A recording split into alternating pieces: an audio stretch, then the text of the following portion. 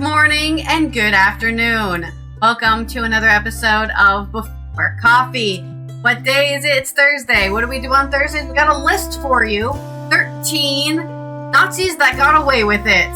Very topical in today's fascist world. We also have some general news stories from all over the globe. I'm talking a lot about Asia, actually. So let's get into today's show. This is Before Coffee, the father and daughter comprehensive Planet Earth podcast, and the only international game show. We're here to drink some coffee, learn to read live on stream. The first and only. Yeah, the first and only. It's the first, international it's the first. Game show. Prove me wrong. Prove me wrong. And let's get into today's headlines. Today on Thursdays 13. North Korea is building nuclear weapon stockpile, says Seoul.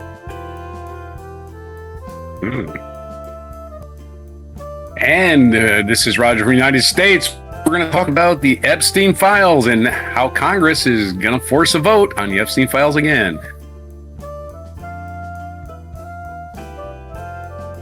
Typhoon Ragasa weakens in Vietnam after leaving a trail of destruction across southern China.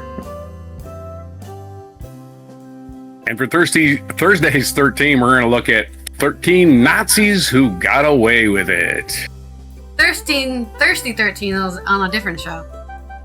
Thirsty. That was featured Robert Redford. Yeah, exactly. In my culture news, Oktoberfest is coming. How to experience the best of Bavarian culture beyond German borders. That's right, and it's National Daughters Day, so take a bow. It's your day. September 25th, 2025 on Before Coffee.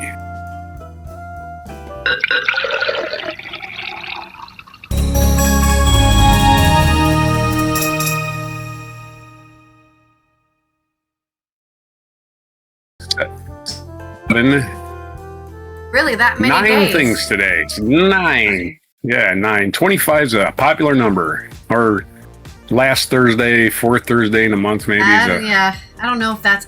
Does anybody care about Thursdays? I swear, I mean, after this, we'll have a poll. We'll have a poll later on Ali and Raj. What is the least liked day of the week? I think people like Wednesdays. Depends on where you are. Because the United States... Thursdays and don't... Tuesdays are like second Mondays for some people. So, yeah. I feel like Tuesday's worse than Monday because the weekend is not much closer. Yeah. But also not Tuesday much, can be the really. one Wednesday's day that you versus feel Thursday. normal, right? That it actually feels like you've got it. You're not having all groggy from the weekend. I don't know. Yeah, Tuesday is second Monday. Wednesday is first Thursday. Thursday is first Friday. And Friday is Friday. Thursday sucks because it's not Friday. At a lot of places where they have a 4-day work week, Thursday is Friday, right? Or, maybe they get Mondays off. But a lot of places in the United States have the alternate Friday off. So every other Thursday is Friday. So, yeah, that's a thing in the United States. I know my last 2 jobs, we had every other Friday off, even though I had no days off because I was an on-call technician. Yeah. But whatever.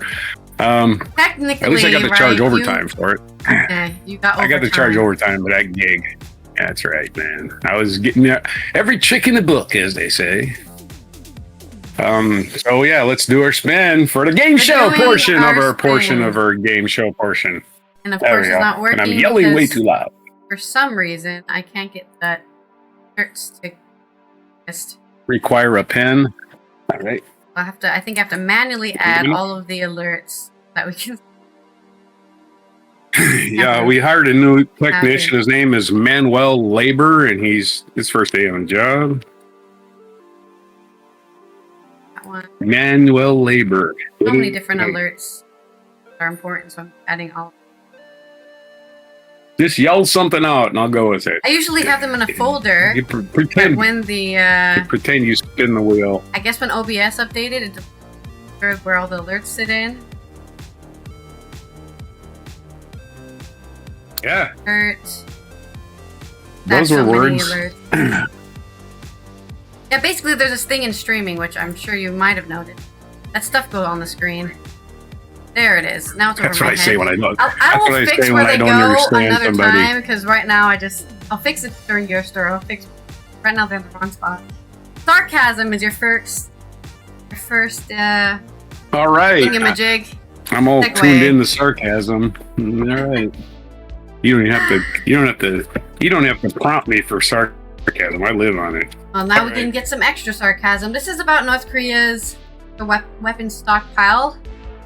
We're talking about this a bit over the break, which is this idea that I'm kind of conflicted between two positions of no one should have nukes ever, right? Just like ban the existence of nukes from human society, but also if people are going to have nukes, make sure everyone has nukes. So part of me celebrating that North Korea has probably its own stockpile, because everyone needs to have them to counter the 70 or so stockpile that the United States has. Like the US has the most, and for some reason they get no hate over that from UN and stuff, right? Nobody, oh yeah, that's the US, of course they do. What do you mean of course they do? Nobody should have that many nukes. This is by Miriam Everett and news agency on Al Jazeera. North Korea is believed to have accumulated large quantities of weapon-grade uranium, according to South Korea. Seoul's Unification Minister Chung Dong-yong on Day, the 25th of September, cited an assessment that Pyongyang possesses 2,000 kilograms, or about 4,400 pounds, of highly enriched uranium at a purity of 90% or higher. That's pretty high. If confirmed, the amount would also signal a sharp increase in the stockpile of nuclear material. Intelligence provided by civilian experts reveal that North Korea is operating 4 enrichment plants at it. Even at this hour, Korea's uranium centrifuges are operating at full sites. Chung reporters only mentioning the known site of Yongbyon, which Pyongyang reportedly decommissioned after talks but reactivated. 1. Foreign experts believe North Korea has built additional uranium enrichment sites, as leader Kim Jong-un has been pushing hard to expand their arsenal. North has also long been known to hold a significant amount of highly enriched uranium, key material used in warheads. According to South Korea's defense ministry, enrichment must be pushed more than 90%, concentration termed weapons grade, to ensure that the critical mass sets off the chain reaction leading to a. According to International Atomic Energy Agency, IAEA, 42 kilograms or 92.6 pounds of highly enriched uranium is needed for one weapon. 2,000 kilograms would be enough for roughly 47 nuclear bombs. Jung said, stopping North Korea's nuclear development is the urgent matter. Okay, so it's stopping the United States. Ugh. I don't know, I'm not trying to be a bit both-sidist here, but no, like, just nobody should have that many. Everyone should have one, okay? Everyone should have one singular nuclear bomb, maybe a second one just in case, the other one doesn't go off, I guess. I don't know. But we should never shoot them. That's the whole idea of nuclear bombs. They're just deterrents. Like, hey, you better not fuck with me or else I'll shoot the entire world with 47 nuclear bombs. That's what North Korea is trying to threaten it. But argued the sanctions will not be effective and the only solution lies in a summit between Pyongyang and Washington. International diplomacy on ending North Korea's nuclear program has stalled since 2019. High-stakes summarity between him and convicted felon Donald Trump fell apart without any agreement. Wow, the guy who can't make any deal didn't make a deal. Tim said recently that he was open to talks with the U.S. as long as the demand that North surrender its nuclear arms remains a condition.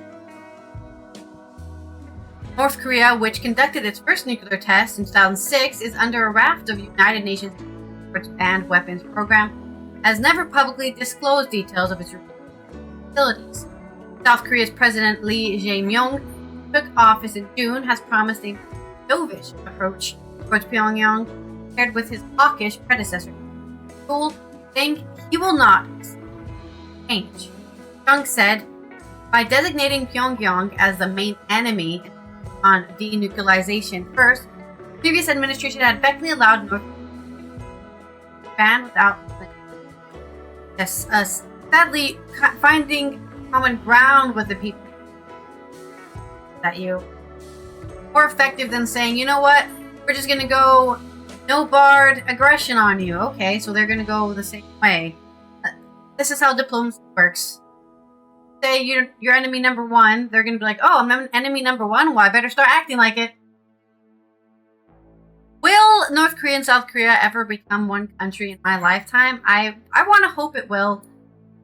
But as long as North Korea is run by what I can consider is a, I guess, God-based, like, what is it? What's the word I want to use? Like, he is the king of the country, the emperor of the country. The deity.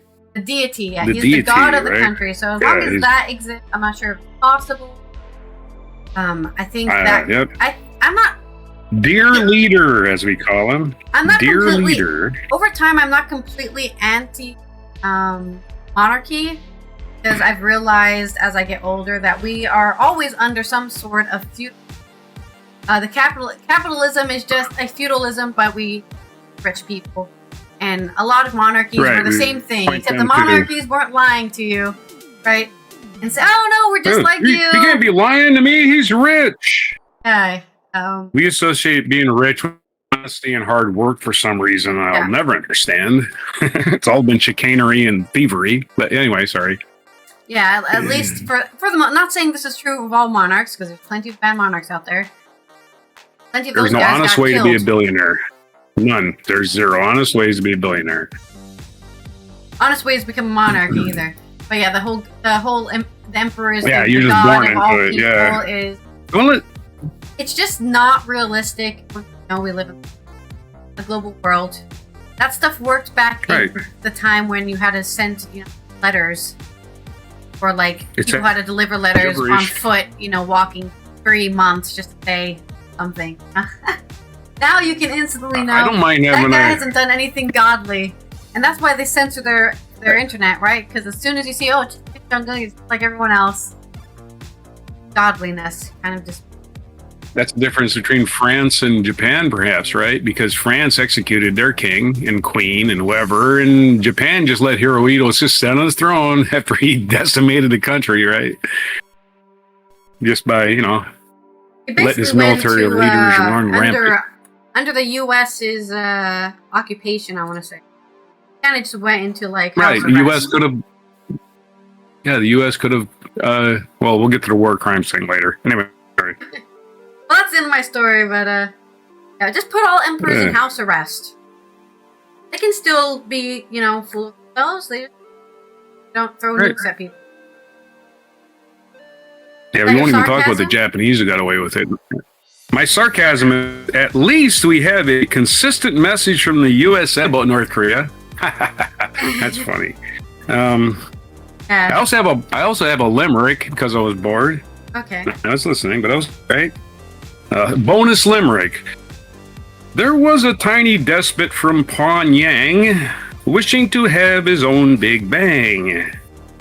So he had one wish, uranium to enrich.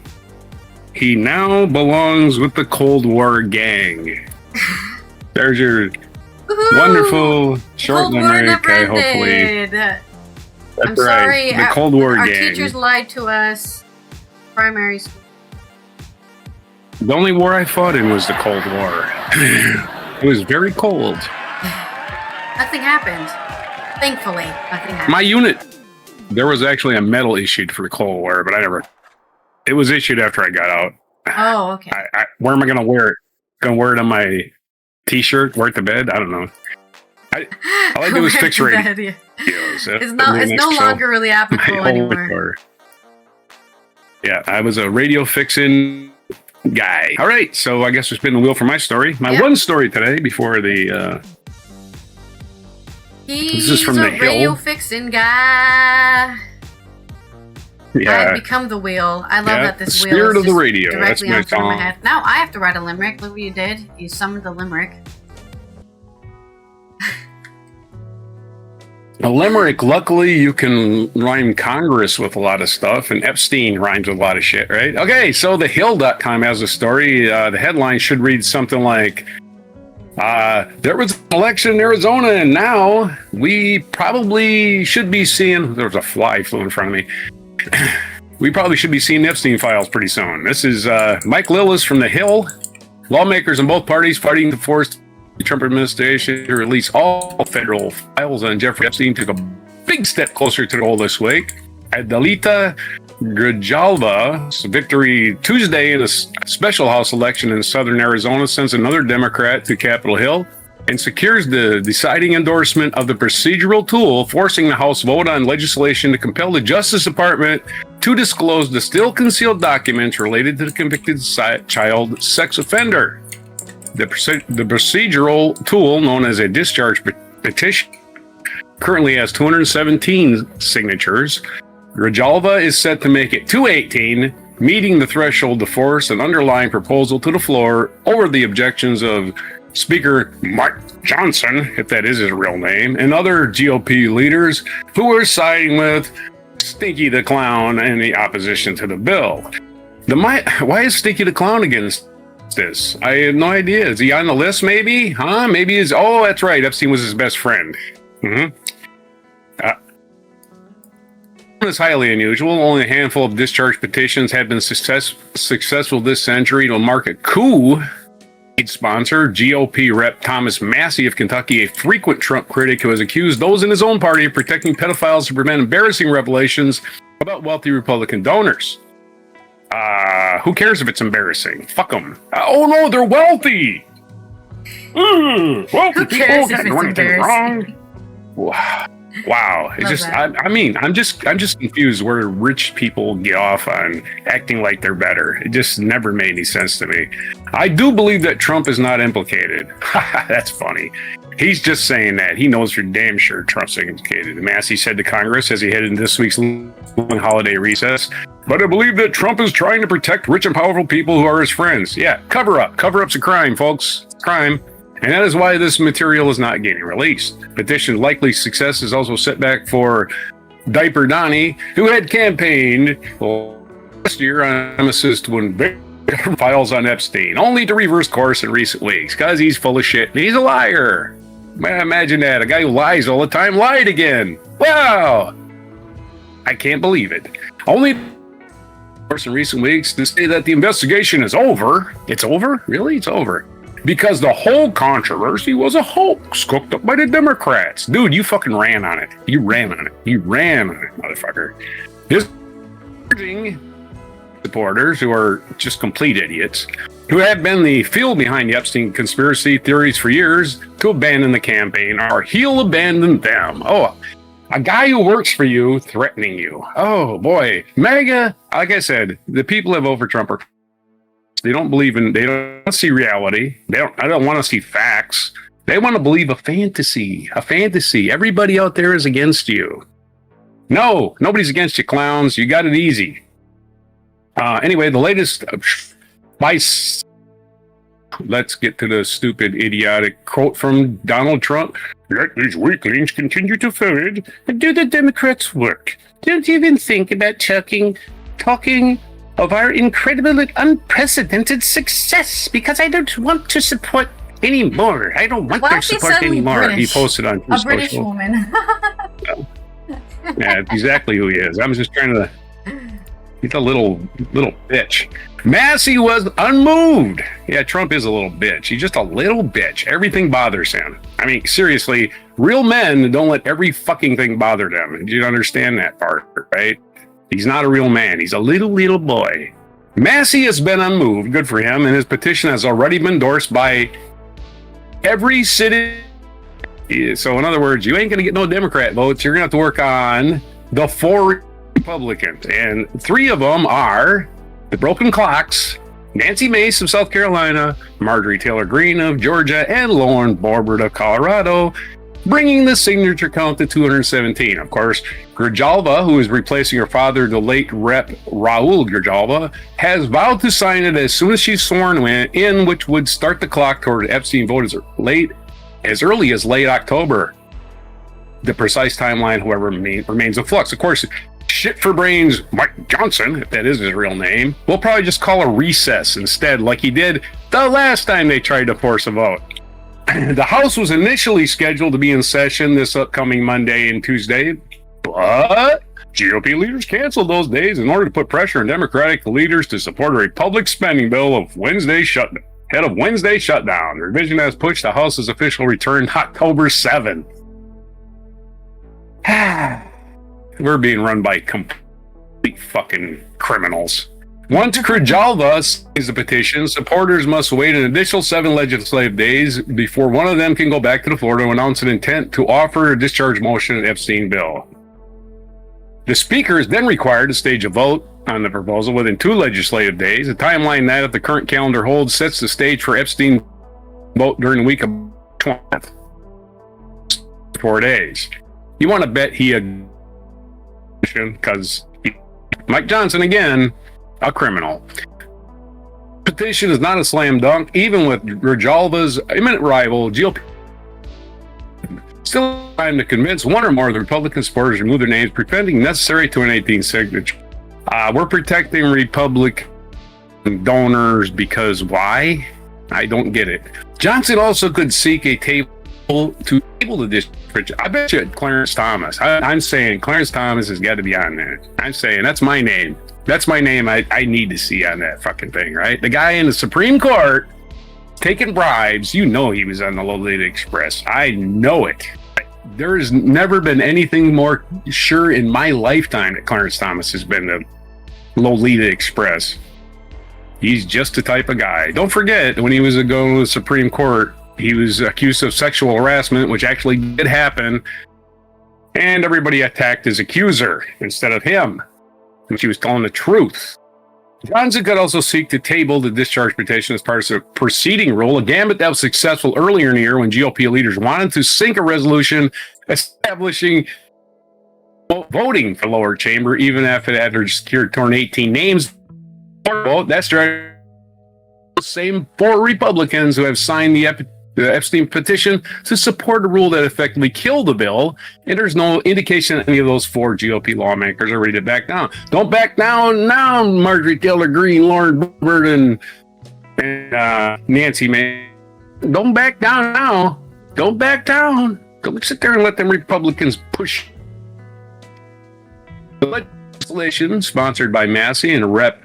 Ro Khanna, California, required a DOJ to post in searchable form every record an agency possesses related to its investigations to both Epstein, who died by suicide in jail in 2019 when Trump was president, and Ghislaine Maxwell, however you pronounce it, that foo-foo name she has, Ghislaine Maxwell. Anyway, his former girlfriend was currently serving 20-year prison sentence for crimes related to sexual abuse of minors. 20 years, not long enough. Johnson and GOP leaders opposed the legislation, arguing that has little chance of success since it would still have to move through the Senate and win Trump's signature to become law. Yeah, go ahead and veto it, scumbag. The speaker's advocating instead for a separate investigation led by Rep. James Conner. Also, it's like, oh yeah, that's going to be a real thorough investigation. Oh shit, let me investigate all the people that are giving me money to be in Congress. Yeah, he ain't doing that. Among those dumb documents, a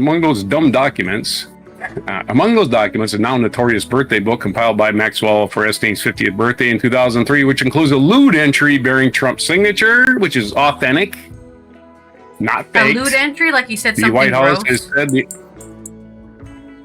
Yeah, you drew a picture of a teenage naked girl and signed it, basically, Okay. and made little. You got to see it. I mean, you got to see I it don't know to if I want to say, see it, but thank what you. a creep, what a pile of shit. It's like, I'm just saying, man. He's like, totally, that's him, that's Trump, no doubt about it. Oh, that couldn't be me. I'm such a nice guy. Who the fuck believes this guy's a nice guy? Who believes that? He's never been a nice don't guy even think his family the thinks whole that. entire existence of his existence. Like, I've never seen him be nice. Gonna be Yeah, honest. he's always been a liar and a Yeah. creep. That's his fucking entire life. And anybody that thinks he's not is just delusional.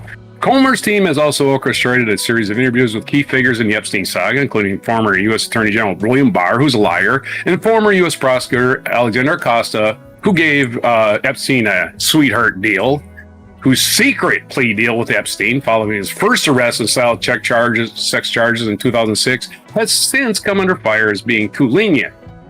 It became an issue back in 2017 when Acosta got appointed to the Trump administration. Everybody said, hey, I never heard of Epstein before this. I only heard of him because of Alexander Acosta and his frickin' chicanery. We continue to believe the committee's investigative process is the most appropriate avenue to provide the American people with transparency and survivors of Epstein, Miss Maxwell, accountability. Justice Comer wrote, but he's lying. He's full of shit. He's a fascist. Massey and those supporting his discharge petition dispute those arguments, saying Johnson's method places too much trust in Trump. Why would you trust Trump with anything? And the Justice Department, which is basically Trump's lawyers now, go out there doing his bidding instead of just, interested in actual justice. The DOJ is curtailing all of that and they're releasing what they want to release. He said people are going to go through the documents and say, hey, wait, there's nothing new here. This stuff we already... Then that will only incite people to be more upset that there's no transparency. During the hearing of the Judiciary Committee, Massey pressed FBI Director Kash Patel, who has the brain of a freaking slug, who had long promoted Epstein. Oh, and the same, probably slug has more integrity. Who had long promoted Epstein conspiracy theory. Don't forget Kash Patel. Oh, Epstein.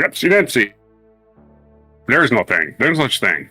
FBI Director Kash Patel, who had long promoted Epstein conspiracy theories on a purported list of 20 people Epstein victims have identified to the FBI being involved in Epstein's alleged sex trafficking. This is not a hoax. There are more names. Those names are not being released, Massey said. The only argument for not releasing those names is either the FBI doesn't think the victims are credible, he added, or they don't want to embarrass those rich and powerful. So there's your story. I'm sure you have a limit by now because that was a long story. I do. Okay, let me. I was just typing it. I was trying to find some more. Oh, wait, did I do the wrong thing? Maybe I did do the wrong thing. Oh no, I did the wrong thing. I did do the wrong thing. Well, I could sing a song. An alliteration instead of a limerick. I'll sing a song. I'm so tired. I'll do an alliteration now, that's okay. And I'll do a limerick for the next story. I don't know why I did an alliteration. Anyway, I was like, wait a minute. You're gonna get a boo now. I'm looking for synonyms for words with A's. Here's your alliteration. That is a bonus alliteration. Arizona's assemble ardently advancing ambitious amendments to amplify archive absolution announced. I was so proud of myself from all those A words. Those don't rhyme. Right, but you get 0 points because you did the wrong thing. Well, good thing that the points don't matter. So. All right. But hey, the effort is appreciated. The effort is definitely there. Very talented. I'm sitting here looking at. I was also adding the alerts, fixing the stream stuff. So that's what I was doing this whole time. Hypothetical is your next segue, and we're going to talk about. Okay. Well, very, very dangerous storm monsoon season over there in Asia, and it has swept through southern China and got all the way to Vietnam and the Philippines, I believe. So we're going to cover all of that disaster. Hong Kong resumes flights as mega cities across the region count cost the world's most powerful storm so far this year. This is Alicia Rahman Sakar and Stuti Mishra on The Independent. Countries across Asia are counting the cost after one of the strongest storms to hit the region in years battered the coast of southern China before finally weakening as it entered Vietnam on Thursday. Typhoon Ragasa had already killed 11 people in the Philippines, another 14 in Taiwan before it brought megacities including Hong Kong, Macau, and Guangzhou to a standstill this week. And there's some images of just water flooding, everywhere. The storm, the world's strongest so far this year, made landfall near Yangjiang in southern China at around 5 p.m. local time last Wednesday, I guess that was yesterday, the 24th of September, which with sustained winds of 144 kilometers per hour, before weakening to a tropical depression as it slowly headed west into Vietnam. As in, it dumped all its water in southern China and then said, hey, Vietnam, sorry, I didn't bring a gift for you. Today, on the 25th of September, Prime Minister Pham Minh Chinh ordered ministries and local authorities to protect key infrastructure, such as dams and hospitals, secure fishing vessels, and prepare evacuation and rescue operations. Some flights were canceled or rescheduled, and workers trimmed roadside trees in northern provinces to reduce wind hazards. The storm had sustained winds of 65 kilometers per hour today, down from its peak as a super typhoon in 265 kilometers per hour this week. Forecasters said Ragasa would continue to weaken but remain a rain threat across parts of Southeast Asia in the coming days. So, less wind hazard, still more flooding. Earlier, it brought waves taller than lampposts onto Hong Kong's promenades and turned seas rough on the southern Chinese coast. A family who went to the coastline to watch the waves were swept away and in critical condition in the hospital. The city's international airport, a major global hub, halted operations for 36 hours before flights finally resumed after midnight today. Because what time is it? It's already midnight in Korea, so it's around midnight in Hong Kong. So they've just resumed flights today, like an hour ago, and were canceled. Happy Friday, Hong Kong. 1,000 flights, which roughly affected 140,000 passengers. In Taiwan, 14 people died as a wall of water crushed through a town at Guangfu after a barrier lake burst under the pressure of torrential rains from Typhoon Ragasa. Residents described the flooding as hitting like a tsunami, tearing down a major bridge, sweeping cars into homes, and forcing thousands to flee to higher ground. The government said the lake released some 60 million tons of water, enough to fill 36,000 Olympic swimming pools. After rain lashed landslides blocked the river and then gave way. So, yeah, oh god. The results of the collapse of a bridge has just been swept away. It's gone completely. The leftover of the water is just, like, the water's already receded, but, like, all the silt from the water is still there. So it swept a bunch of silt into what used to probably be a deeper river. Taiwan's government has launched an investigation into evacuation protocols. Today, authorities were searching for 33 people missing after the disaster on the island's remote coast. The victims were mostly elderly residents, unable to climb to higher floors, raising questions about whether officials' guidance to seek vertical evacuation was appropriate. Beyond mourning the victims, we must investigate the cause of death, which predominantly occurred on the first floors. Premier Shou Zhuangtai told a cabinet meeting on the 25th of September, clarifying these factors is essential for refining future evacuation protocols. There is so much mud and silt everywhere. Just, wow. Like, mud up to, like, the start of, you know, where tree branches start growing on a tree. That's how high the mud is. That's what's left over from the typhoon. The storm may have slightly weakened as it made landfall in China as the equivalent of Category 3 hurricane, but it still wreaked havoc on Guangdong, the southern Chinese economic powerhouse. Nearly 500,000 homes were without power as of today in southern China. In Yangjiang, one of the world's worst hit cities, more than 10,000 trees were destroyed, leaving branches floating in submerged streets. According to Yangjiang Daily, excavators were deployed to clear roads blocked by toppled trees. A weather station in the province of Chuanhuao town saw a record of maximum wind gust of 241 kilometers per hour at noon yesterday on the 24th of September. In Zhuhai, streets turned into rivers, forcing rescuers to use inflatable boats to reach stranded residents, while older neighborhoods saw floodwaters inundate ground floors. Communication was cut off in parts of Yangmen's island communities, Southern Weekly reported. Its neighboring Guangxi region, schools, businesses, and tourism activities were suspended in several cities. The total, an estimated 2 million people were evacuated in Guangdong, ahead of Ragasa, which earlier in the week peaked at a super typhoon of 265, the world's strongest cyclone so far this year. Yeah, you've said that many times. We know it's a very strong one. And there's just more news about, you know, flooding, promenades being flooded, streets being flooded, cycling lanes, playgrounds, full of glass, full of trees, full of mud. Lots of a huge tree falling over in the middle of Hong Kong Street. Hong Kong looks like it mostly didn't have too much flooding. It's mostly the village towns that were trapped with debris and mud. Mud as far as I can see. And in the Philippines, where Ragasa first hit, at least 11 were killed, including 7 fishermen who drowned on the 22nd of September when their boat overturned in northern Cagayan province. 2 fishermen remained missing on today, the 25th of September. Another tropical storm was approaching the Philippines from the Pacific. The storm, which was named Opong in the country and Bualao everywhere else, was forecast to hit the east central Philippines this Friday on the 26th of September. It still strengthened into a typhoon. It has sustained winds of up to 110 kilometers per hour and higher gusts, government forecasters have said. So it is stormy season in southern Asia. So time to move up onto the mountains, I guess. Just, it's time to just live in the mountains for a while. Everyone, open up a mountain community. We'll be back when the monsoon season is over. There's your story. Right on. Yeah. And my hypothetical is we're going to invent a new unit measure book, and you use one of the ones in there.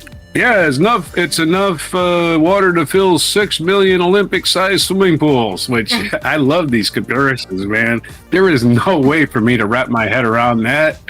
I don't even know what the hell it means, right? That goes along with football fields. I've never seen an Olympic-sized swimming pool in real life, so I don't know yet. Maybe I'll make a list of these. I'll have to make a list of these somewhere. There's a lot of them, right? A city block is another one, as people say. A city block's not an exact measurement.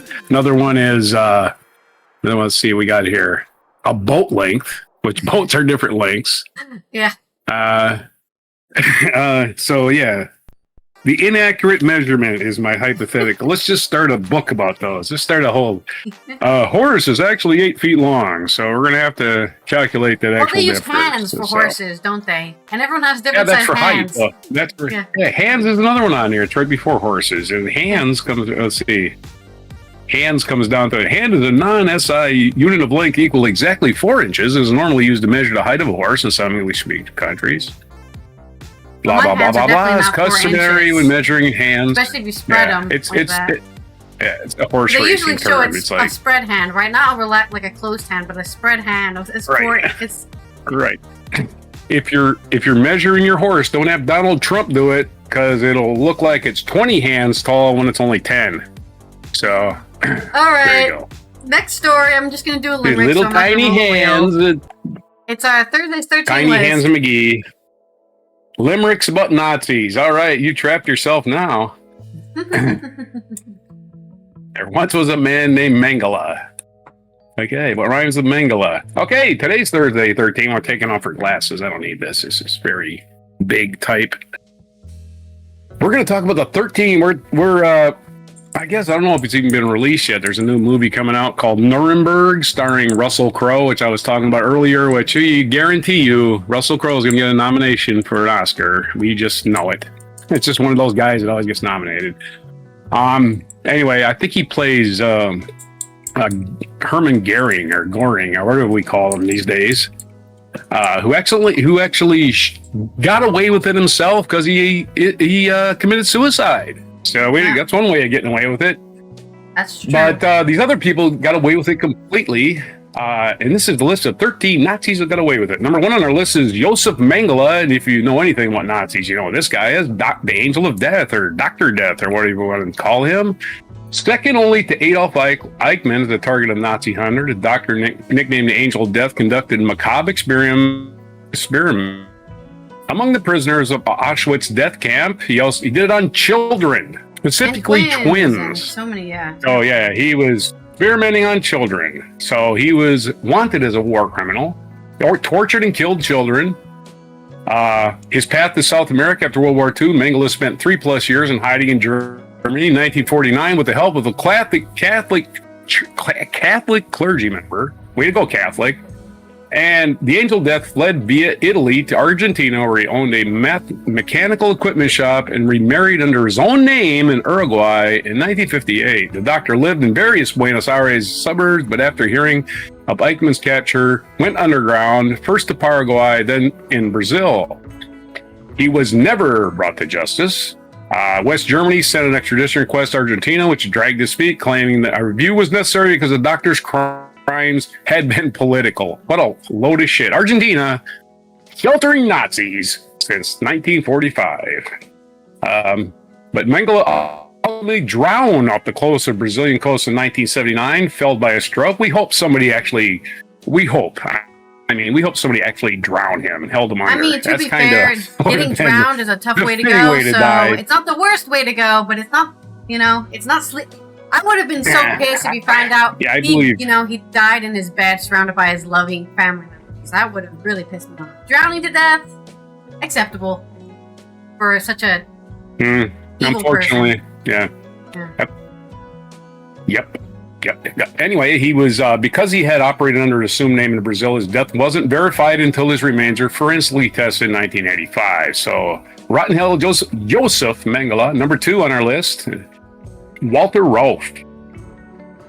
What is he infamous for? By the way, these first few are from the history.com website. I just want to cite them. They only cited 2 of these for me. The rest of them were caught eventually. These guys were never caught. Or they were caught and they were never sent for trial. Or they died awaiting trial. That kind of shit. Yeah. Walter Rolf, an SS colonel, was instrumental in construction and implementation of mobile gas chambers, responsible for the killing of an estimated 100,000 people during World War II, according to the United Kingdom's M5 intelligence agency. Rolf oversaw the modifications of trucks that diverted the exhaust fumes into airtight chambers. What a piece of shit this guy is. Hey, I got a way to kill people real quick. And all we got to do is kill our engine with feedback from the inside of the back of the van. The trucks were driven to bury long-way victims would be poisoned and or asphyxiated from the carbon monoxide. After persecuting Jews in Vichy, France controlled Tunisia in 42 and 43. Rolf oversaw Gestapo operation. His path to South America, Allied troops to kill. Yeah, this guy's a real piece of shit. Troops arrested Rolf at the end of the war. He escaped from the American POW camp and hid in Italian convents after. This seems like the Catholic Church is going to great trouble to hide Nazis. I wonder why. What are they trying to? Remember the Nazi Party started off as like a religious thing, religious nationalism. So that's why fascism started in Italy. Yeah. Fascism started in Italy, so I guess whatever they thought they were helping the whatever. Who knows? But again, I remember that chapter in the Bible that says, "Make sure to kill all the Jews." Yeah, it's my favorite chapter. Yeah. Okay. Yeah. Right. After serving as a military advisor to President of Syria, another shitty country. Right. Another country run by despots. He fled back to Italy and escaped to Ecuador, back to South America in 1949 before settling in Chile, where he lived under his own name. He was never captured. Rolf worked after he escaped. Rolf worked as a manager of King Crab Cannery and actually spied for West Germany between 1958 and 1962. We'll hire anybody. His whereabouts became known after he sent a letter requesting a German naval pension be sent to his address. I want my pension. What a pile of shit. He was arrested in 1962 in Chile, but freed by his country's Supreme Court. Following year, Pinochet was a pile of shit, repeatedly resisted calls from West Germany for his extradition. He was spying for West Germany, by the way, so this guy was an idiot. The Nazi, he died in 1984, and a bunch of Nazis attended his funeral without even being... And then they caught them all. Without any recriminations. Just openly just saying Heil Hitler at his funeral because he got away with it. Number 3, Albert Heim, the inhumane doctor. Albert Heim, known as Dr. Death and Butcher of Mauthausen. Albert Heim was not just any ordinary doctor. He had a dark secret. He enjoyed inflicting pain, suffering on innocent people. He's ruthless in his experiments on Jewish prisoners beyond inhumane. He showed no remorse for his actions, and people feared him. After the war ended, Heim was captured by the U.S. Army and trialed, and his victims and their family hoping that justice will be served, but unfortunately it never happened. Heim managed to escape, leaving behind his sinister past. Years went by. Memories lingered on of Dr. Death, and many wondered. Then in 19... wind that Heim was living under a new identity. The police went to Heim's house and hoping to arrest him. By the time they got there, he was gone, leaving his family alone. The consequences of the crimes they never committed. People speculated where he could have gone. The truth finally emerged in 1992 when New York Times reported that Heim had died of cancer in Cairo. Galilee, Egypt. Heim left a long life, but his victims were never able to get the justice they rightly deserve. Number 4. Heinz Lammerding, the commander of Das Reich.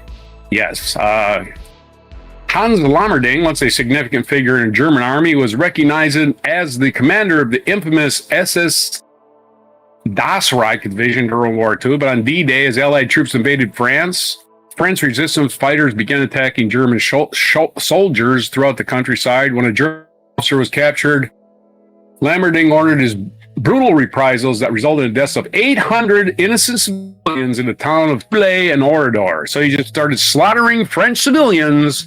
After the war, Limerick was prosecuted in a French court. Not surprising at all, he was found guilty, given a death sentence, but was spared due to British and German governments' refusals to extradite him. What the fuck? He went on to develop a lucrative engineering company and lived freely in Dusseldorf in fucking Germany until his death from cancer at the age of 66. Yay, cancer! Doing your shit. Two for zero right now. Woohoo! However, the ruins of Orador still stand as a permanent reminder of the atrocities committed by Lammerding and his piece of shit fascist Nazi regime. Number 5. Karl Silberbauer, a sergeant known for arresting Anne Frank. That's right. Karl Silberbauer, an Austrian police officer and SS member, was a staff sergeant in SS and reported directly to the notorious Adolf Eichmann, and was also in charge of coordinating the extermination of the Jews. A task he took on with brutal and extreme efficiency. In 1944, it was Silberbauer who led the Gestapo raid and arrested the inhabitants of the secret annex, including the young Anne Frank and her family. Silberbauer wasn't content with just making arrests. He rummaged through the belongings and tossed her valuables on the floor, including a handwritten diary belonging to Anne Frank. After the war, Silberbauer moved to become an inspector with the Vienna police. Well, he didn't even go into hiding out. But it's caught up him in 1963 when he was exposed as the commander of Anne Frank's arrest. The Austrian government did not see Silberbauer's crime as serious misconduct or anything that was punishable by law. Silberbauer passed away in 1972 at 61, so hopefully he lived a short life, harangued with guilt for all the shit he did. But the reputation lives on in a person who oversaw incarnation of one of the most famous victims of the Holocaust. Number 6. Roland Freisler, the minister with immense power. Roland Freisler was a man who held immense power in Nazi Germany. He served as both the president of the Volksgerichtshof, also known as the People's Court, and the Secretary of State for the Reich Ministry of Justice. Justice. He misused his power, of course. Over countless lives for over 3 years and executed countless people. Behind his imposing little gavel, Freisler was a man who revealed his own sense of importance. He had a bombastic courtroom demeanor, shouting and berating those who stood before him with sarcastic quips and cutting insults. His theatrics were so chilling that even Nazi regime, which prided itself on its propaganda, decided not to publicly show films of his courtroom proceedings to the German people. Sadly, many innocent people who fell victim to Freisler's ruthless tactics, including Sophie Scholl, a young woman who bravely opposed Nazi regime, and Mildred Harnack, an American citizen who was living in Germany with her husband. So they were probably executed. Despite his many atrocities, Freisler was never held accountable for his action. However, karma finally caught up with him on February 3rd, 1945, when an Allied bomb struck his courtroom, crushing him to death. So he did get justice, but not the kind that would have made people happy. But yeah. At least he died I'm just doing happy a the lot of awful these shit people he died. Well, except for the previous one. They died not in a normal way. They're all dead. Yeah, they're all dead now. I mean, this is a long time ago.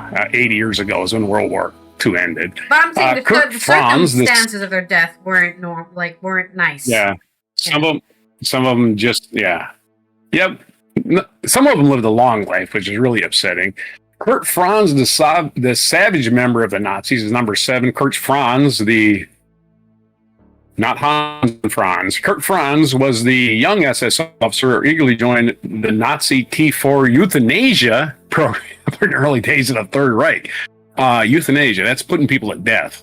Soon, France became one of the most trusted higher Nazi officials. Quickly rose in the ranks. Despite his boyish look, Franz was brutal and sadistic commander who took pleasure in inflicting pain and suffering on camp's prisoners. He would release what is that? Laughing as what did they say? Even though he looked good, he was good looking, he was evil. Okay, weird thing to mention. Yeah. I think he was hot. The same guy that wrote well, he was good looking compared to what? A piece of shit. I don't know what that means. It was 1959. France return finally came to an end. It was 1959, really. It was when he was arrested for his role in killing more than 300,000 innocent people. France was convicted in 1965. However, being the elusive and cunning person he managed to avoid justice, presenting his health deterioration as the reason he lived out the remaining years of life as a free man in Wuppertal, Germany. It's particularly disturbing that Franz kept treasuring his memories of the camps even after his sentences. Authorities found a photo album called Beautiful Years that contained pictures of horrendous crimes he had perpetuated when they conducted a raid on his residence. So this piece of shit got away with it. Number 8, with a longer name, is Erich von Dembach Zalewski. This idiot was a high-ranking Waffen-SS general, notorious for his brutal actions during World War II. Zalewski played a significant role during the conflict, operating in both Soviet Union and Poland. He was another member of the Nazis who was responsible for killing thousands of innocent lives. Perhaps the most chilling example of Zalewski's cruelties was his involvement in the murder of 35,000 individuals near Riga. Shockingly, he boasted that he successfully eradicated the Jewish population of Estonia. His reputation for brutality was cemented by his ruthless suppression of the Warsaw Uprising in 1944, the tragic event that led to the deaths of at least 150,000 civilians and another 15,000 members of the Polish underground movement. This pile of shit, even after evading despite reprehensible actions, Zalewski managed to avoid prosecution for his war crimes by testifying at Nuremberg. Yeah, Nuremberg. We got all this evidence. We need a guy to testify, so we're going to give him total, whatever. See. Even after evading most of his well-deserved punishment, he still had to face a sentence of 10 years of home detention in 1951 for his involvement in killing the German plane. Home detention, not even a punishment. Additional time was later added for a similar offense, but he was never brought to justice for what he actually did, which is horrible. Hundreds of thousands of people. Maybe the worst of all of these guys, and he got no punishment. Not really. 10 years house arrest. I'm in house arrest now, basically, right? I mean, that's what I am. Being poor. I guess he got punished, but it wasn't eye for the eye, wasn't it? We get to the final 5. These all are going to be from pages I got in Wikipedia, by the way, these final ones. Because the other ones, they weren't enough to finish the list. Number 9 is Ludolf von Alsteben. After the whatever I can't remember that word. He Rudolph Jordan on 12 February 1939 organized a violent attack of SA and SS parliamentarian communist officials in Eisleben, where 3 men were killed. They were doing that shit before the war. In April 1945, Alvin Sleben was apprehended by British forces in 1945. He escaped from the internment camp at Narangami in Hamburg. After a short stay in Auschwitz. He fled with his family to Argentina in early 1946. There is no Argentina precise data on when they arrived in the country. According to a 2000 document, the government of Juan Perón granted Elvis Leben citizenship under the name of Carlos Luque on 27 November 1952. He lived in Buenos Aires. 1964, the District Court of Munich issued a arrest warrant for Albus Bellin for the killing of at least 4,247 people in Poland by units of the Selbstschutz under Albus Bellin's command. Anyway, he died in 1970 without even having been brought to trial. So he didn't live a long time, but he still got to do a lot of awful shit. Number 10, Erich Priebke was a German mid-level Schutzstaffel or SS commander in the SIPO of Nazi Germany. In 1996, he was convicted of war crimes in Italy for commanding the unit which was responsible for the Adriatine massacre in Rome on 24 March 1944, in which 335 Italian civilians were killed in retaliation for a partisan attack that killed 33 men of German SS police. Kill the police and they retaliate by killing. We'll kill the people that are invading our country. They're here occupying our country, and we're going to kill civilians.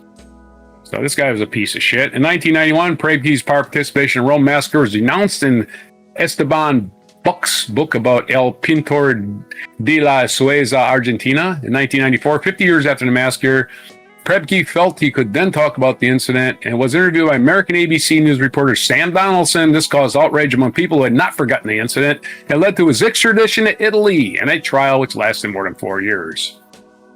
Woohoo! Extradited! Unfortunately, in March 19... One guy who was extradited. So I'll be next... he was extradited, and we'll get to the end of this. Donaldson, the ABC reporter, and his team waited for Priebke outside the school in which he was working and interviewed him in his car. After initial hesitation, Priebke admitted who he was and spoke openly about his role in the massacre. And what happened to him? Donaldson's news report showed how openly Priebke lived in Argentina and how little remorse he felt about his actions. In May 1994, Argentine authorities arrested Priebke because of his old age and poor health. He was at first not in prison, but rather held under house arrest at his home in Bariloche, where he'd lived in since 1948. In March 1995, after 9 months of delay, president of the Jewish organization B'nai B'rith was promised by Argentina President Carlos Menem that the case would soon be closed. In August of 1995, we judged that Priebke was not to be extradited because the case had expired. To put pressure on the Argentine government, Germany demanded extradition the same day. So, get to the bottom of it. After 17 months of delay, the Argentine Supreme Court decided that Priebke was to be extradited in 96. In court, Priebke declared himself to be not guilty, did not deny what he had done, but he denied any moral responsibility. Around noon, on August 1996, orders were given the immediate release of Priebke. The Italian Minister of Justice, he might be rearrested depending on whether he'd be extradited. So he was not even found, got away with it. Let's just say that. Let's see where he finally had died. Judges voted 2 against 1 for convicting the 83-year-old Priebke for taking part in massacre, which he admitted, but he was acquitted again, purportedly because he had been following orders. There were some reactions from family members and victims who claimed that judges put no value on human life. Just following orders is not an excuse. You know an unlawful order when you hear it, and that's an unlawful order. Number 11, Alois Brunner. While serving as commandant at Drancy, Brunner was remembered for his exceptional brutality. His personally conducted interrogations of new prisoners and survivors of the camp have claimed that his office was covered in bloodstains and bullet holes. He instituted torture even for the slight offenses. He was personally responsible to Eichmann, who circumvented his typical chain of command and included Helmut Knochin and Chief of SS in Paris, Heinz Rothke. So this guy was a 1985 interview with the West German magazine Bunte. Brunner described how he escaped capture by the Allies immediately after World War II. He identified that Brunner was mixed up with that of another Nazi with the same surname, and Brunner was for war crimes. Alois, like Josef Mengele, did not have an SS blood type tattoo, which protected his identity from detection in Allied prison camp. Anton Brunner from worked in Vienna, deporting Jews, was confused after war, and Alois, due to shared surname, including historicals, blah blah. He fled West Germany in 1950 in a fake Red Cross passport, first to Rome, then to Egypt, then to Syria, another destination for Nazis. Nazi hunter Sergei Karsfeld has spent nearly 15 years bringing a case to the court in France. Simon Wiesenthal tried unsuccessfully to trace Brunner's whereabouts. However, East Germany, led by Erich Honecker, negotiated with the Syrians in 1980 to have Brunner extradited. And, of course, he was not. Let's see. November. Okay. And halted the extradition plan. That's what happened. So the government of Syria under Hafez al-Assad was close to extradition Germany, but the fall in November 1989's contacts and halted the extradition plan. Oh, there's no East Germany anymore because there's no balloon wall, so we can't extradite to East Germany. Way to go, Syria. Way to come up with a bullshit excuse not to do it. Wow. He was reportedly granted asylum. That country doesn't exist anymore. He didn't do any crime. You know, the Third Reich doesn't exist anymore either, so none of these Nazis did crimes.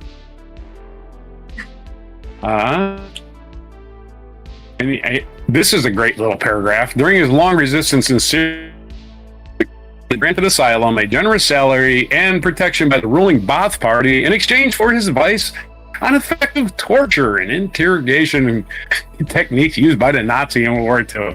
There you go. He was just putting his skills. Yeah. Number 12 is Leon Joseph causing Marie. bodily harm. That has nothing to do with being a Nazi.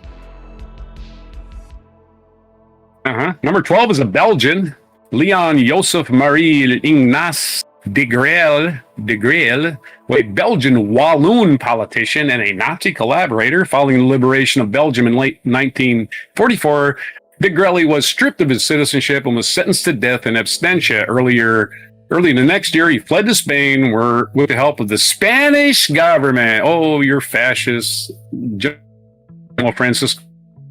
Spain, of course, famous for committing genocide. Belgian authorities and all. More fascism. Don't forget, Franco was a fascist too. In 1960, de Gaulle returned to public life as a neo-Nazi. I can just be a neo-Nazi here. And gained great influence of far-right European circles. He published several books and papers glorifying the Nazi regime and denying the Holocaust. The Belgian government had sentenced de Gaulle to death in absentia in 1944, revoked his citizenship. Under the name Jose Leon Ramirez Reina, that's what de Gaulle made his first public appearances since war, and in December 1954, and a ceremony held sent Spanish volunteers in the German military. This in the letter to the British Belgian newspaper offered a stand trial in Belgium. That the trial was publicized, provoked the diplomatic treaty. Belgium. So Spain isn't treating this guy because he's with us. Number 13 is a recent news item that we had a couple of weeks ago. Frederick Kajian. He entered the Prussian government administration, initially being employed as a lecturer in foreign exchange of the Department of Economic Affairs. Kajian was a financial advisor to Adolf Hitler and Hermann Goering. He transferred Nazi plunder, that's what he did. He transferred Nazi plunder, estimated in the several millions, to South America. The Allies referred to him as the Snake and tried to kill the located for several years. While in Argentina, Kajian married and had two daughters, Patricia and Alicia. And this is where this comes up to today, modern day. Kajian died in 1978 at his residence in the city of Mar del Plata, aged 70 or 71. In 2025, a real estate in the interior of a house in Mar del Plata, Argentina, depicting the painting Portrait of a Lady, Contessa Corleone by Giuseppe Salandi.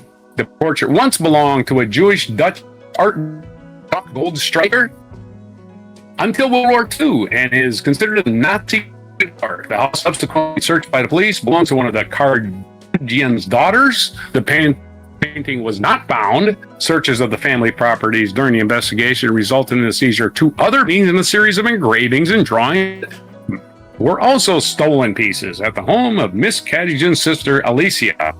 On 3 September 2025, prosecutors announced the painting had been returned by the lawyer of Patricia Kadijan. There's your Nazis who escaped justice.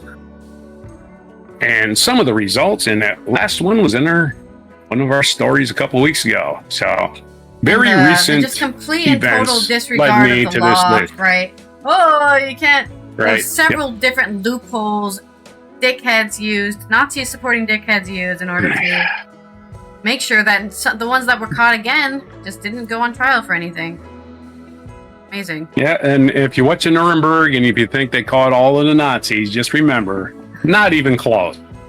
I mean, if I can speak about my limerick time. My bachelor's degree, which we did talk about this in European history. Even Europeans agree it was just a pony show. The Nuremberg trials, they didn't do anything. They didn't solve anything, and they definitely didn't get rid of the Nazis. Especially when you named that one guy who just came back as a Nazi. He's like, guys, I'm back, and I continue pushing my white supremacy nationalism. Woo! Anyways, I got 3 limericks for you because that was like a 30 minutes. 30 you just minutes became long. First that wasn't limerick. that long, was it? In shadows they stealthily crept, while justice and honor wept. Though trials were near, they vanished from fear, leaving nightmares that never quite slept. In Argentina, secrets unfold, where dark tales of history are told. Nazis found refuge in shadows they used, while priests sheltered souls bold and cold. In shadows where darkness would reign, cancer struck down with fierce disdain. Though justice was sought, in battles they fought, it whispered, your hatred is in vain. Yeah! I thought that was a great ending line. Yeah, screw you Nazis. As you're picking your teeth, I appreciate it. That's I'm right in the middle of my front teeth. Okay, let's roll our next segue. Okay, next deal. You are on camera when I'm video. doing the segues, by the way. Just to make that clear. Reminds me of a song for my culture segment, which is about Oktoberfest. So I hope you have a song about Oktoberfest. It is coming very soon. Plenty of those October Oompa next songs. Wednesday, I believe. And there are different places you can celebrate Oktoberfest. That doesn't have to be Bavaria itself.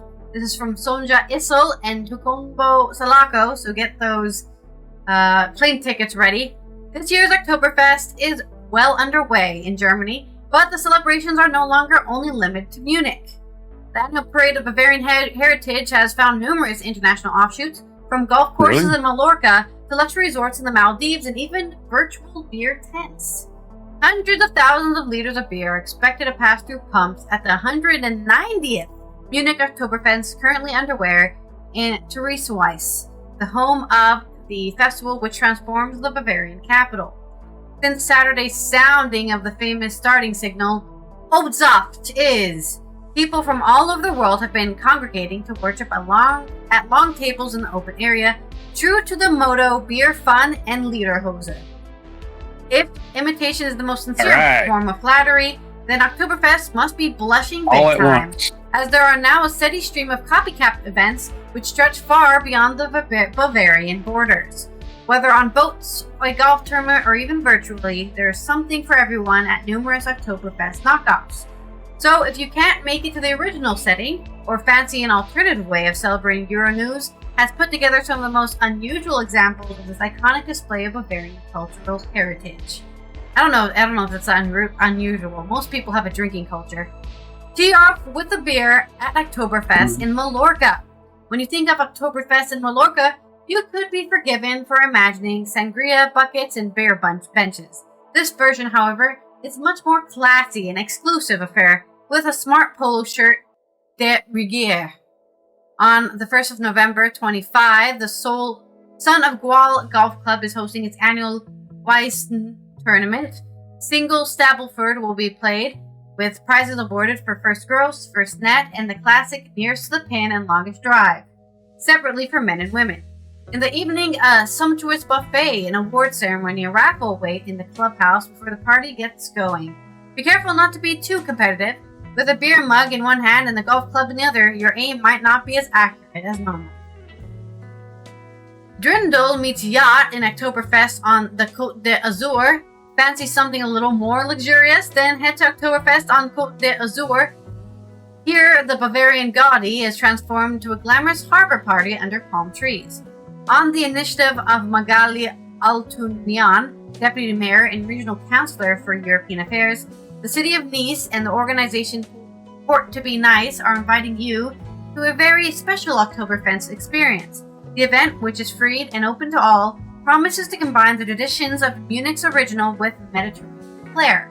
The program includes food trucks with regional specialties, local beers, makeup and hands-on workshops, dance groups from the city, all in the spirit of the Franco-German friendship. Nice that it's free too. That's actually really cool to hear that it's free to attend. In the Maldives, Nice and Mallorca not exclusive enough? Then why not look further afield and opt for what's billed the ultimate luxury Oktoberfest experience. In the Maldives, Oktoberfest is now also celebrated there, albeit in a much more luxurious setting. The hotel chain Sun Siam Resorts is hosting its own Weizen, serving up German beer and lederhosen vibes and swaying palm trees, infinity pools, and white sandy beaches.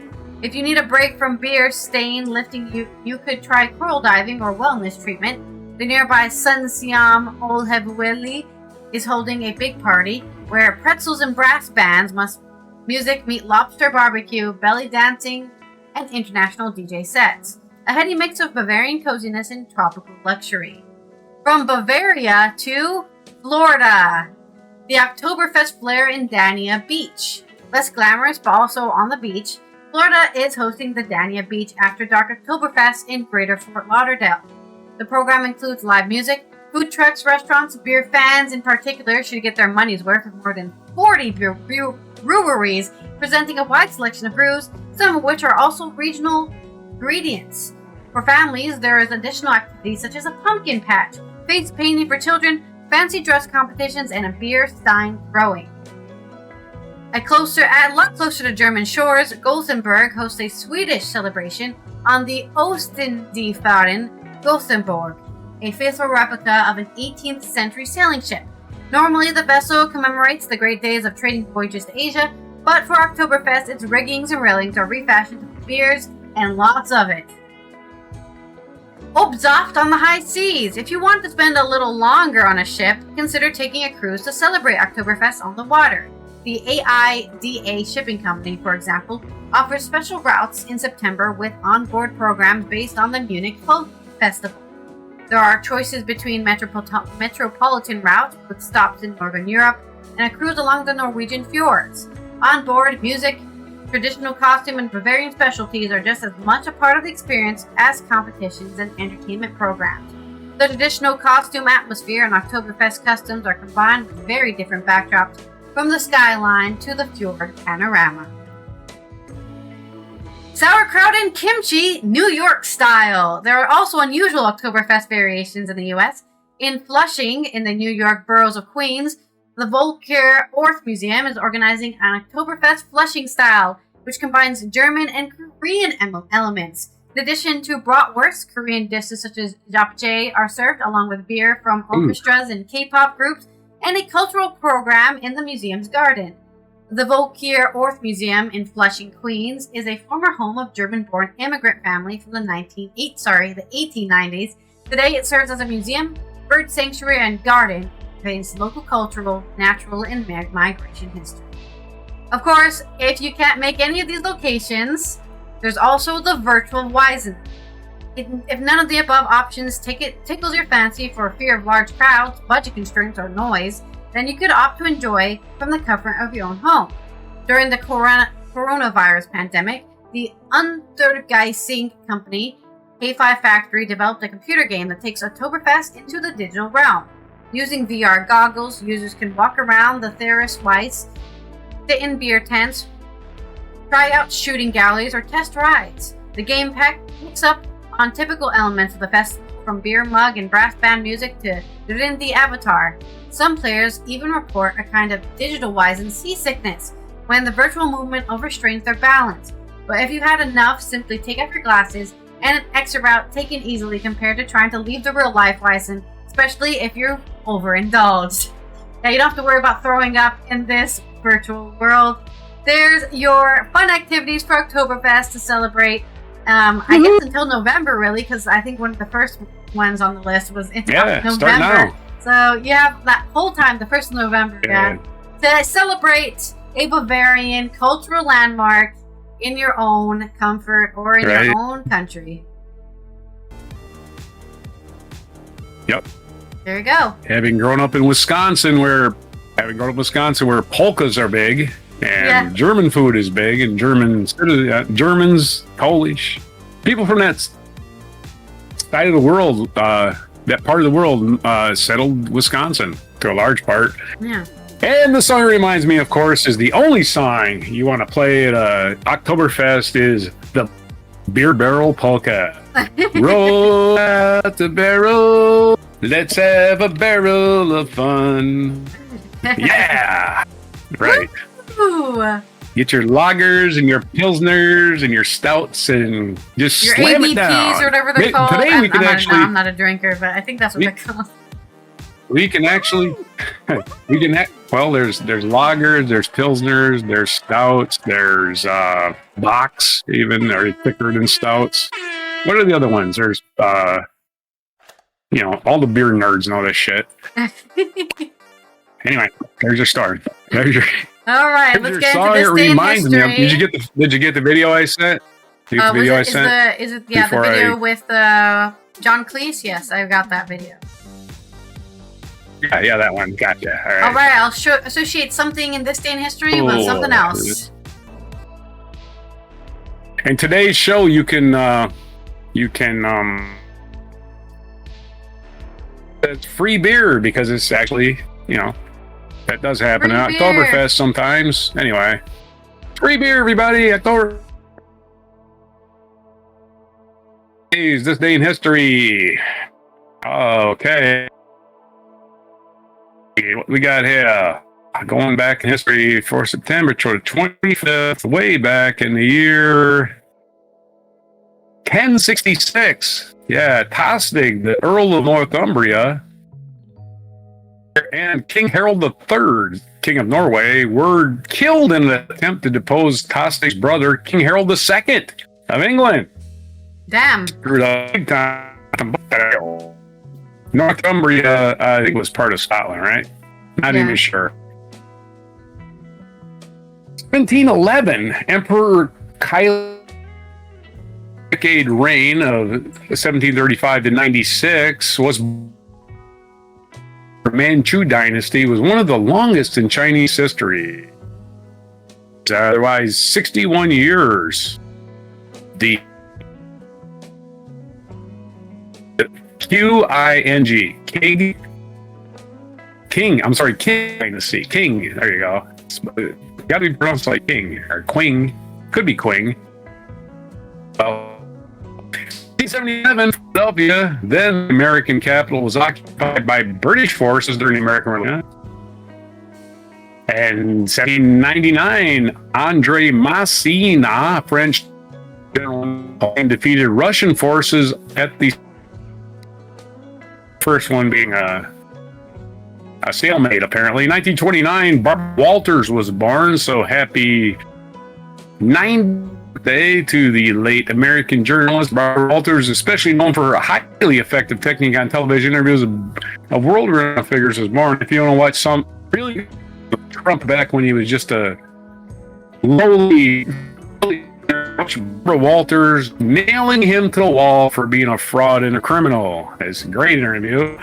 1962, Sonny Liston became world heavyweight champion with a first round knockout of Floyd Patterson in Chicago. You can watch a great song about heavyweight fighters. You can watch Mark Knopfler's song for Sonny Liston, which is where Sonny Liston lost to Muhammad Ali. Ali took the title from him. Sonny Liston went down like a sack of potatoes because he took a fall. He was in debt to gamblers, and he took a fall. Never proven, but there's no damn way. Sonny Liston, even Muhammad Ali was standing over him. Get up, you fool! You're making it look too good. Because he knew he was taking a fall. Get up, you fool! And Sonny Liston taking a fall against Muhammad Ali. And of course, he was in bed with a lot of mobsters and was a very unpopular champion, but hit harder than everybody. Of course, Muhammad Ali himself said, I saw Sonny Liston break his sparring partner's arm by punching him, right? So really? Yeah. He hit harder than anybody. 1970, hostilities came to an end during Black September. The brief but violent civil war between the Palestine Organization and Jordan. Okay, well, that peace reigned ever since in the Middle East. 2011, Kenyan politician and environmental activist Wangari Maathai died at the age of 71. He was the first Black African woman to win the Nobel Prize in 2004, the Nobel Peace Prize. Woohoo! So a sad day. She passed away this day 14 years ago. 2016 American golfer Arnold Palmer died at the age of 87. He was an unorthodox swing and an aggressive pro, one of golf's more successful and well-liked stars, also the name of a drink. If you put half your and you fill the rest of it with lemonade, that is called a Arnold Palmer. So there you go. It'll always be known as an Arnold Palmer, so he's always got that. Even if you don't know he played golf, that's what that's called. Our featured event at 1513 is the Pacific Ocean sighted Balboa. Nobody knew it was there before. All these people next to it just had no idea. What? On this day, in 13, Spanish conquistador Vasco Nunez de Balboa, who has a lot of shit named after him, and a lot of shit named after Balboa. Standing silent upon a peak in Darien on the Isthmus of Panama, became the first European to sight the Pacific Ocean, which I gotta be complete horseshit. We're assuming that no European ever made it to China or Japan, or get the fuck out of here with that crap. I'm just saying, an insignificant day in the history of the world, but we're just choosing to remember it. Our featured buyer is William Faulkner, born in New Albany, Mississippi, September 25th, 1897, in New Albany, Mississippi is his birthday. He died July 6, 1962, at 64 in Bahia, Mississippi. He's one of those guys responsible for romanticizing the South. I'm like, I'm sorry, I have no time for that shit. 1906, Dmitri Shostakovich's birthday, Russian composer. 1940, Michael Douglas' birthday, American actor and producer. He's turning 81 today, still surviving. Maybe a little long as his dad, Kirk Douglas, who lived into his hundreds, I believe. 1965 is, Mike Douglas had a cancer diagnosis years ago, and he's still around. 1965, Scottie Pippen's birthday, Michael and the Chicago Bulls. He's turning 50. Happy 50 to Scottie Pippen today. Will Smith, American actor and musician and renowned slapper. His birthday today. He was born in 1968. Happy 47 to the French Prince of Bel-Air. 1969, Catherine Zeta-Jones, same exact birthday as her husband, Michael Douglas. Although it's 25 years later, robbing the cradle. Okay, and there's your birthdays, your days of the week, everything else, your mispronunciations. National Day Counter, it's 9 things today. It's National One Hit Wonder Day. So get out your Zaggers and Evans records and listen to that. If you don't know what Zaggers and Evans are, they wrote 2525. Their one and only hit, which people these days will say, oh my God, that's predicting the future. We're in that future. And absolutely none of it has come true, but people pretend it has. It's just really weird.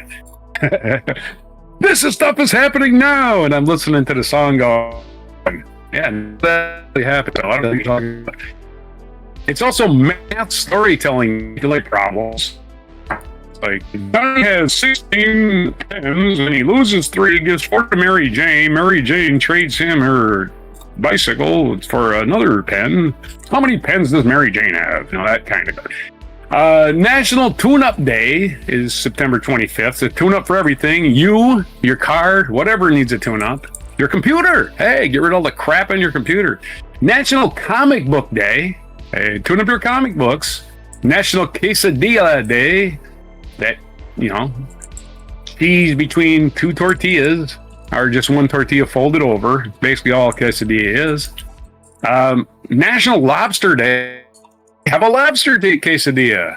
Yeah, just stick that lobster. Maybe just the meat for lobster, huh? Research Administrator Day. Those guys got a day. At your computer monitor all day looking up crap, get no appreciation. Well, today you're getting appreciated. It's National Open the Magic Day. I'm not exactly sure about that one again. National Daughters Day. So it's your day today. It's National Daughters Day. National Open the Magic Day. I had to open another page to see what the hell that was about. It's something about... Holy crap, page open already. As we wait for every year, September 25th, teachers and parents will read a picture book. So it's about reading picture books. Oh, okay. Picture books are for everyone, so get ready for your confetti moment. What is a confetti moment? A confetti moment is when a child or adult relates to the point of the story that brings them great joy, a place where they belong. In other words, you can put yourself in the book. That's what I'm saying. I am no longer the person reading this book. I am the person in the story, right? Yeah. I think that's what they mean by that. There's your stories, your glitches, your unintentional limericks, your intentional limericks. Unintentional alliteration. Your alliteration headlines that were... Well, unintentional limerick. So, yeah. So those are everything for September 25th, 2025, and before lobster quesadillas. Yeah. Lobster quesadilla is something I really... I don't know. That sounds like an interesting combo, honestly. if I don't know how expensive lobster is there. I'll try it. Yeah, seafood and Mexican food it's not isn't popular, even though Mexico is surrounded by water on 2 sides. You'd think there'd be a lot of interesting seafood combos there, especially with the Gulf right there. Okay, let me Mexico read my association. I'm a daughter. Oh, yay for me! I did it! Easiest segue ever. I was born. You're welcome. I hope I've been a good daughter. I don't know what that means. I've never had one myself, but I hope that means a good thing. And it is also International World Maritime Day. Speaking of seafood, our oceans, our obligation, and our opportunity. What is it? 80% of our globe is covered by ocean, and even though what was his name again? Barbosa. Balboa discovered the Pacific Ocean. Yeah. Okay, it's been here the whole time. He was the first European to see it. Filling it up with plastic. So stop doing that. Keep the ocean's queen of oil spills and plastic garbage, and take care of it because it is. Well, it's the only one we got. The only ocean we got. We can't build another one. This has been Allison here from the Netherlands, Roger from the East Coast of the US, as we tie off another Thursday 13. I hope you enjoyed learning about all of those Nazis that got away with it, I guess. I don't know if you enjoyed it. Yep, and we also know nobody in China knew that the Pacific Ocean was there. Yeah, right. Or Japan. And we will see you tomorrow big body of water there right news dump, where we're going to tell you all the news you need to hear before the weekend, so you don't have to worry about the news on the weekend. You don't have to see it, nothing. Make sure you're following us or subscribe so that you are notified. Turn that bell on so you're notified when we go live, post a video. You can also support the show on Patreon at the Before Coffee tier or $1, whatever you want. Share this with your friends, like it, comment, and let's go to our John Cleese mic drop moment. Seriously, though, this is we've heard a lot about extremism recently, a nastier, harsher atmosphere everywhere, more abuse and bother boy behavior, less friendliness and this could be really respect for opponents. All right, but what we never hear about extremism is its advantages. Well, the biggest advantage of extremism is that it makes you feel good, because it provides you with enemies. Let me explain. Yep. The great thing about having enemies is that you can pretend that all the badness in the whole world is in your enemies, and all the goodness in the whole world is in you. Attractive, isn't it? So, if you have a lot of anger and resentment in you anyway, and you therefore enjoy abusing people, then you can pretend that you're only doing it because these enemies of yours are such very bad persons. And that if it wasn't for them, you'd actually be good-natured and courteous and rational all the time. So, if you want to feel good, become an extremist. Okay. Really, just watching a guy just completely if you lose join it. the It's like, hard it's like not that left, complicated, they'll guys. give you their list of authorized enemies. Almost all kinds of authority, he's making a especially point. the police, the city, Americans, judges, multinational corporations, public schools, furriers, newspaper owners, fox hunters, generals, class traitors, and, of course, moderates. Moderates. Or, if you'd rather be an extremist on the hard right, no problem, fine, you still get a lovely list of enemies, only they're different ones. Noisy minority groups, unions, Russia, weirdos, demonstrators, welfare sponges, meddlesome clergy, peaceniks, the BBC, strikers, social workers, communists, and, of course, moderates. And upstart actors. Now, once you're armed with one of these super lists of enemies, you can be as nasty as you like and yet feel your behaviors morally justified. So you can strut around abusing people and telling them you could eat them for breakfast and still think of yourself as a champion of the truth, a fighter for the greater good, and not the rather sad paranoid schizoid that you really are.